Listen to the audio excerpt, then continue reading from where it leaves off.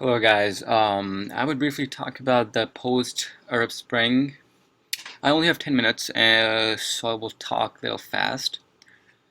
Um, Coming to our topic, which is post-Arab Spring.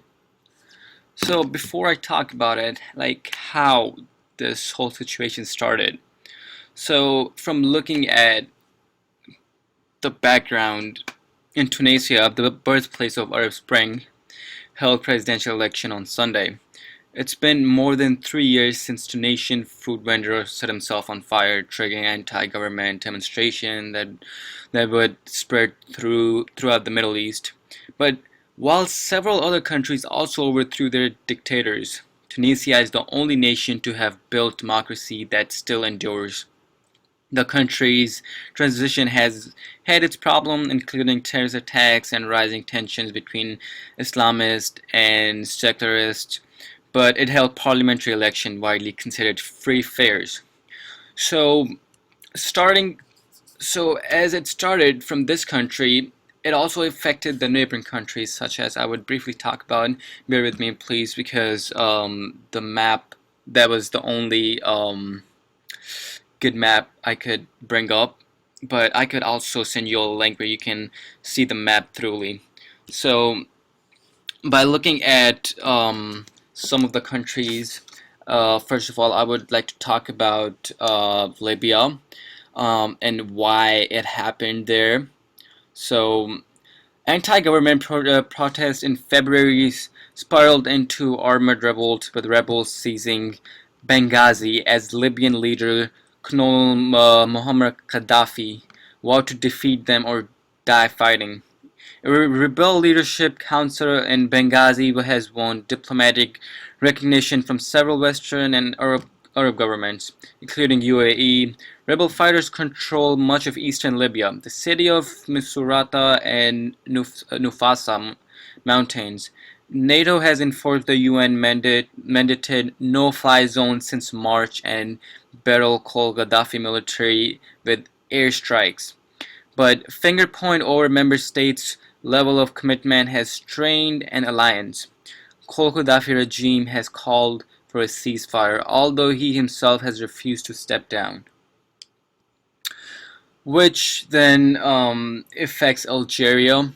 So I would briefly talk about Algeria and how it affected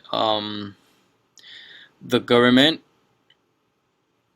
So when we look at Algeria, the government has checked public rage through a combination of migrant tolerance, food subsidies, and pay raises, as well as small political concessions. So that brings up the people of Algeria, and it pushes them to strike against the government, hoping them to get good outcomes out of it. Which then we look at Bahrain. The government of clamped down on largely peaceful uprising that began in February continues. In March, about 1,200 Saudi troops entered Bahrain, followed by 500 police officers from the UAE under the Gulf of Cooperation Council mandate.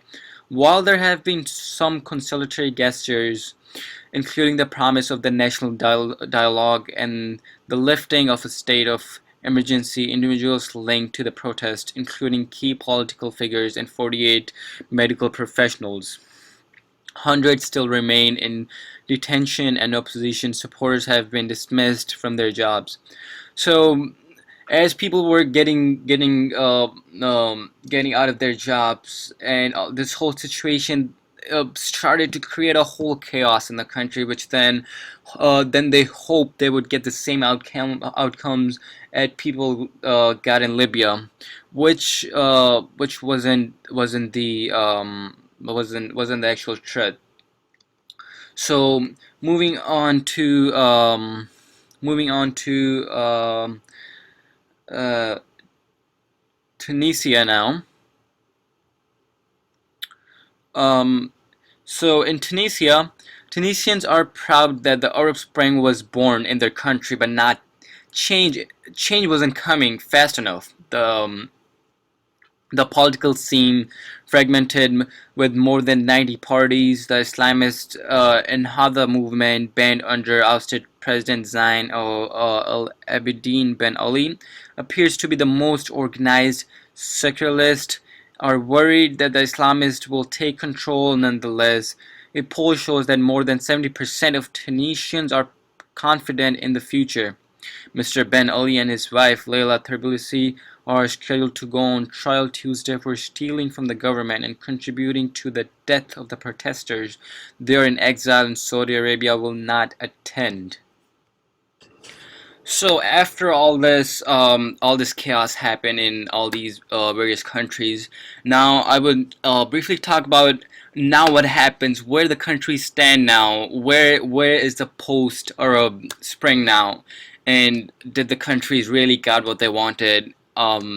So after finding some information, um, I would like to talk about what happened in Libya.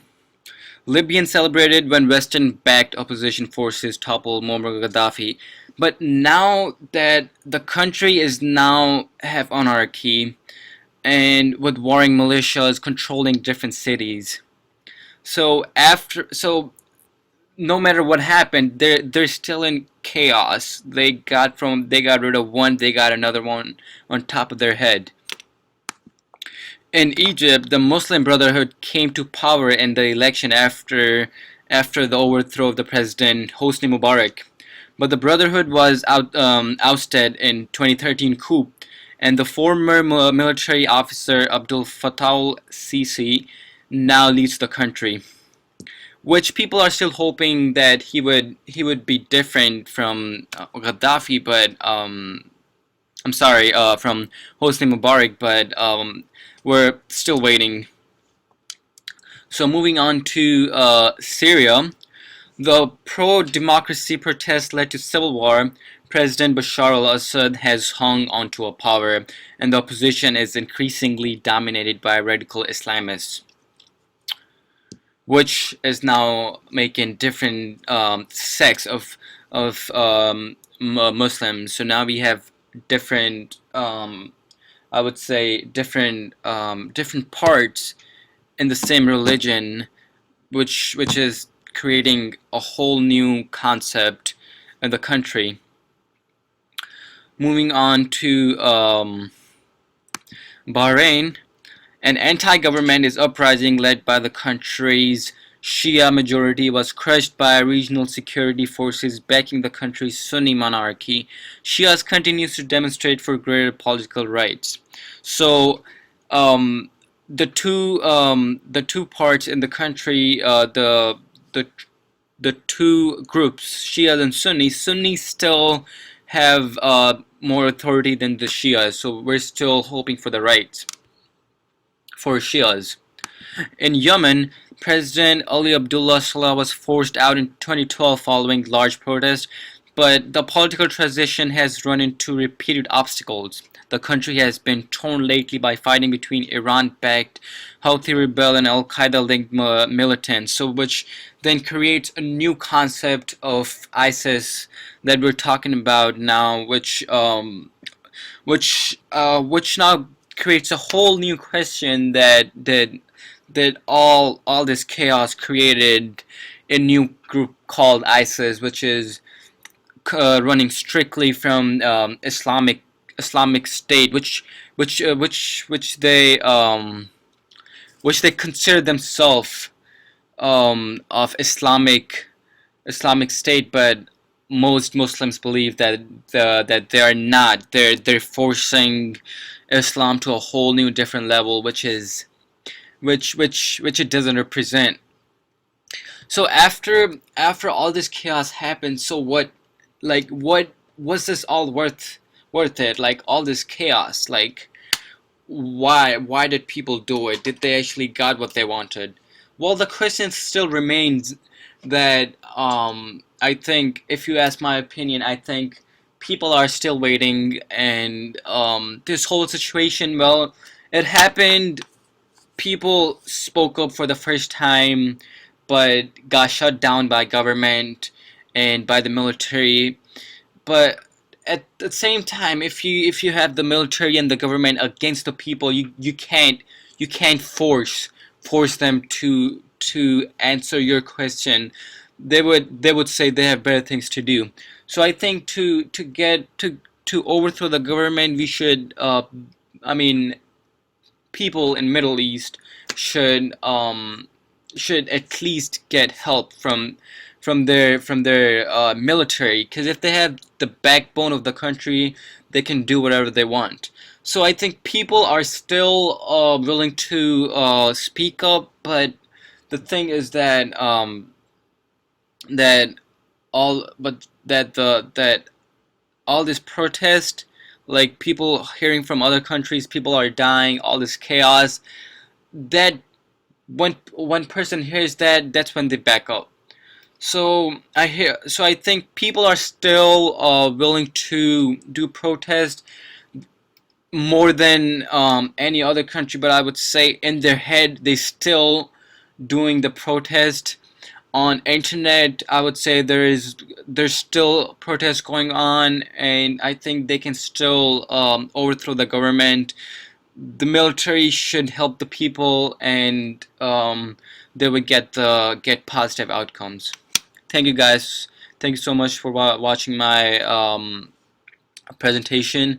If you have any question, please feel free to ask me. Shoot me a message. Thank you so much.